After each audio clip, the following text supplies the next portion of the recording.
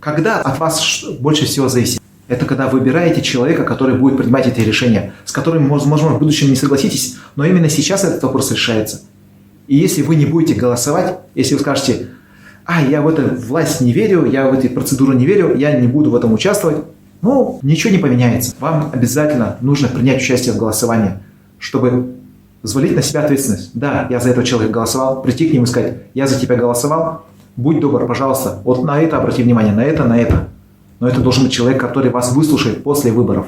До выборов все вас будут выслушать, вам будут целовать руки и ноги, как говорится, лишь бы вы там за них отдали голос. Мы должны сегодня выбрать неравнодушных, те, кто, за спиной которого действительно есть подтверждение того, что они для народа что-то делали, что они об этом думали не потому, что у них сердце такое, они стараются о людях думать, об их удобствах, что-то лучшее, светлое приносить. Вот таких людей надо выбирать.